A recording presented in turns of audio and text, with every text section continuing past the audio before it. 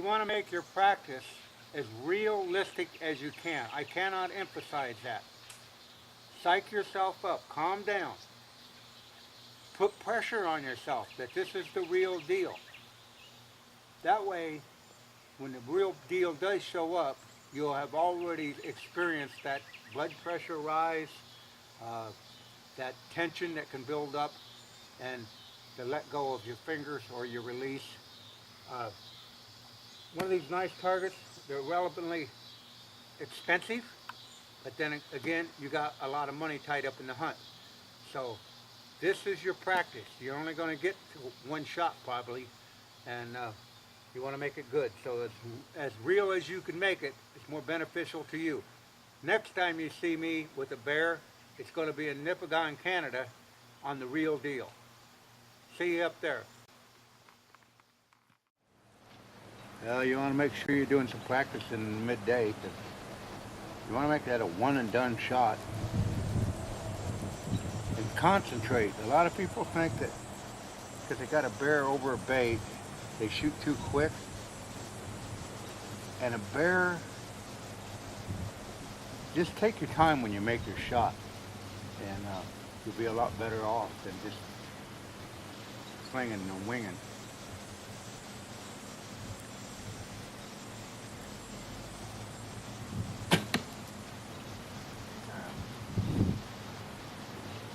One shot, one dead bear. Yeah, you people back in Iowa, you don't have to do this. But there was a couple gentlemen from Iowa that learned the hard way last night. Without this and without this, that's a $130 fine that you owe the country of Canada. You don't put this in a case, transporting it, I don't know what the fine is, but it's a fine. Matter of fact, if you go out in the bush before hunt, before the legal season, this has to be going to your blind where you stand, it has to be encased. Coming back, if you come back after the season closed, it has to be encased. Make sure you read your rules. Without this, 130 bucks. Even though you're hunting over bait, you noticed all these blueberries in here? There's blueberries in the poop, and there's blueberries all over. So you're in competition at this time of year with Mother Nature, with her abundance of natural food. So you're putting out an artificial bait, but the bears already know where the natural baits are. So just don't think it's a given because you're sitting on a bait, because they can go down here and eat these berries all day long, which are high in what nutrients that they need at this time of year. So just something to keep in mind. The better the blueberries crop, the harder the bait is. Well, here we are, up here in the great north woods of Nipigon, Canada, Ontario, hunting with Bob Bearman out of Nipigon River Bear Hunts, approximately 700 miles north of Des Moines, Iowa. We're going to, first night it's a little warm, bugs are pretty heavy, pretty active, and we're hunting over bait, which is perfectly ethical, and in this dense bush, it's highly recommended to bring them into a bait. You got a lot more setup on the shot. I mean, it's more mechanically inclined to happen instead of shooting offhand. Up here where Bob runs his camp, it's pretty hard to do a spot and stock simply because of the understory is so it's so thick after the clear cutting that they've had up here over the years that it's almost impossible to do a spot and stock. And if some people have a problem hunting over bait, I understand that, but keep in mind, it's not a given situation by any means. You still have to make the shot. So with that said, let's sit back and see what happens.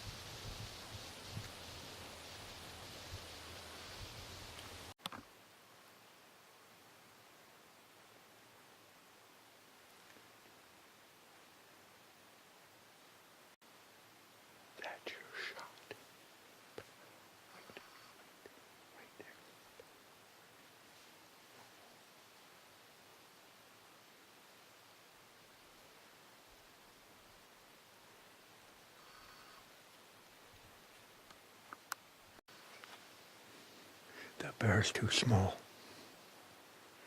I'm talking right now, real soft. And you notice he is not moving. Yeah, he's too small to shoot. I'm not going to shoot him.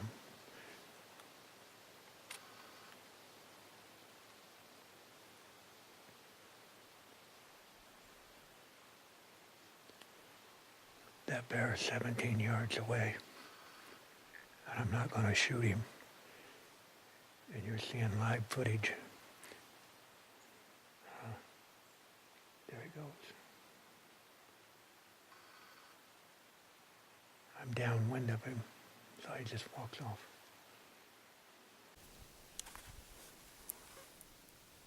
The more bear sightings you see and film them, the more settled down you will get. If you shoot the first one every time that comes in, you're never going to know how they react, and you're never going to be able to judge them up. Calm down, shoot them with your camera first, then later in the hunt, you may shoot a bear like that. But if you shoot that the first night, you're never going to get to interact and see what they do. So hold off on your shooting. It's not all about killing, it's about learning.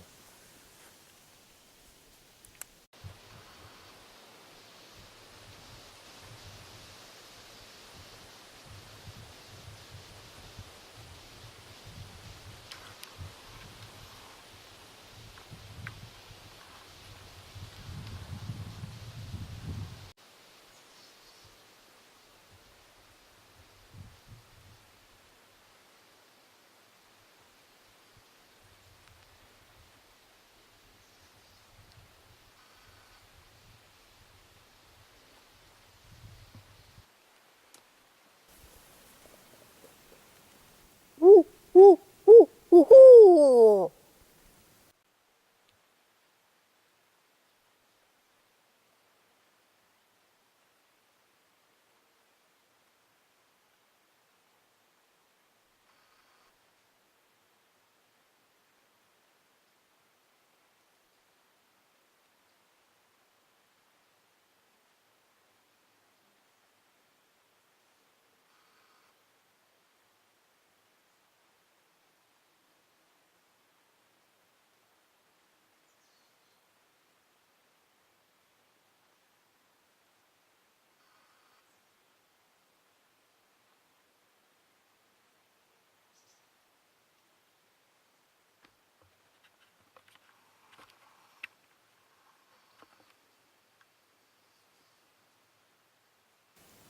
Woo, woo, woo, woo.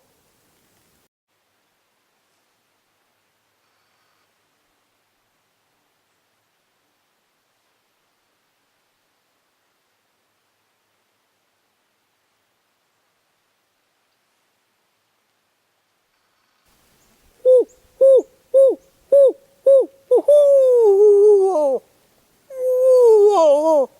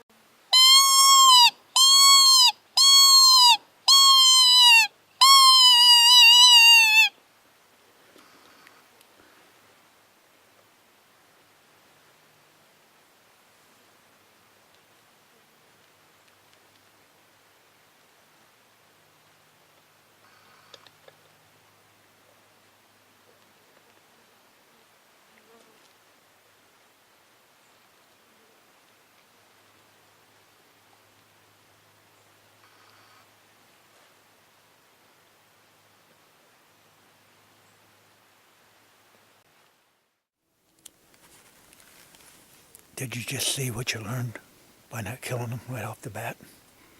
Hoot owl, dying rabbit, didn't bother him at all.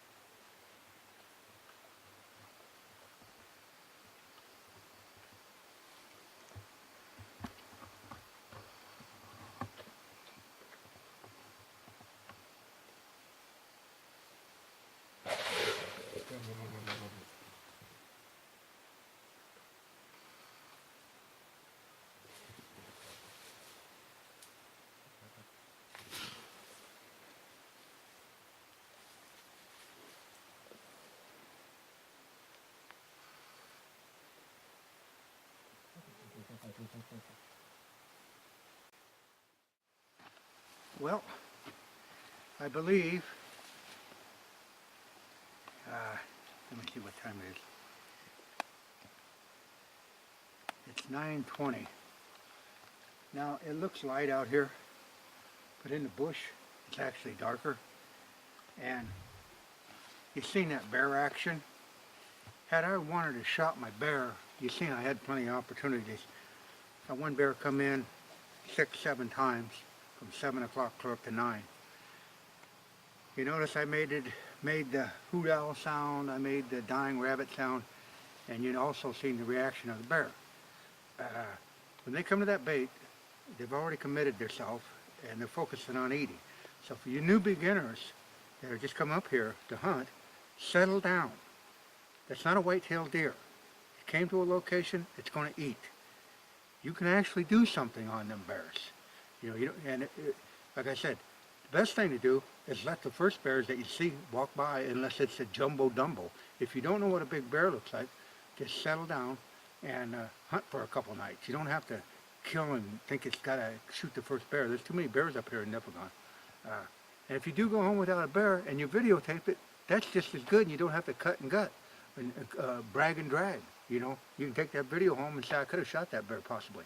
But you also noticed you got to take time and let those shots materialize. They lay down, they get up, they sit down, they do a lot of things. That bear come back 7 times. You would have had a shot sooner or later. But out of that 7 times, there were only a few shots. So don't rush the shot. Just settle down, enjoy the nature, watch the bear, and you'll learn a lot from them. But if you shoot the first one, get all excited, you know, something bad's going to happen. Now, the reason I come out at this time, like I said, it's dark in the bush, too dark for what I feel comfortable with, and then you're going to have to follow up in the dark. The bear comes in at 7, 8 o'clock, and you got plenty of good time, whack it. It gets past that 9 o'clock hour, you know, but 9:15, you know, you might kill a bear, but you also might have a bad experience. It's not worth it. So that's it from the non-typical Norwalkian. Okay, what I've tried to do here, I've got the barrel up higher. I've noticed when those bears come in, they want to lay down and eat on the ground because their neck's too short. So it's easier for them to get down on the ground if that grain's on the ground. So I've got the barrel elevated and I turned it more so they have to quarter away from me. I put those logs on there hoping that they will come in and have to come around those logs and get to a quartering away shot. We'll see how that pans out tonight. Now, the stand is no more than 17 yards away, so it's not like it's a real long shot. But this will help get those bears up off the ground, and if that does that, then they'll have to come down that trail right there and come around that bush. Now they can probably knock that barrel down if they get real aggressive, which they probably will. But it's just an attempt to get them up off the ground. That way they have to feed standing up. Because if they lay down and feed, you don't have any shots at all. So sometimes you have to manipulate your barrel sight. You can't just, you know, the outfitter does all he can to get these going, but you have to fine tune them on your own. And that's part of the interaction on the hunt. So the more you can help yourself, the more success you're going to have. So we'll see what happens tonight.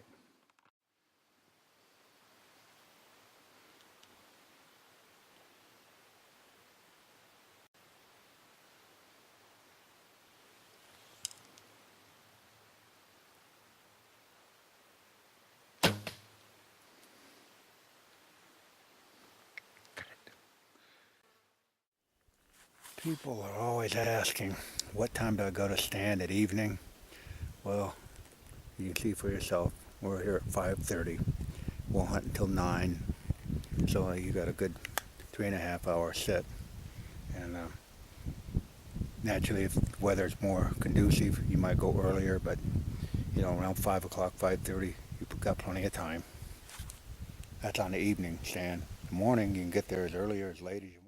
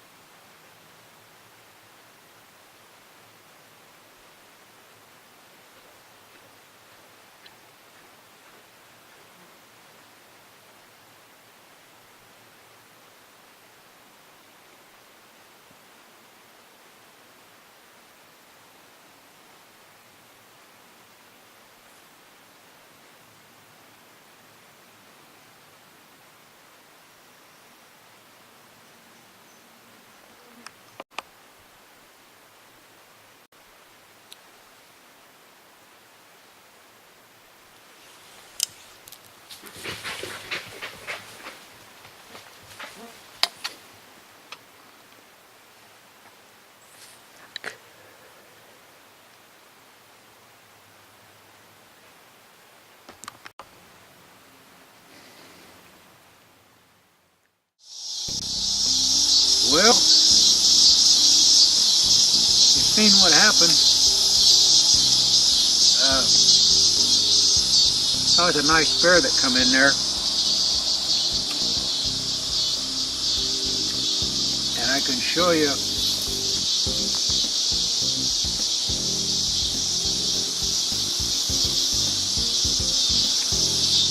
no noise.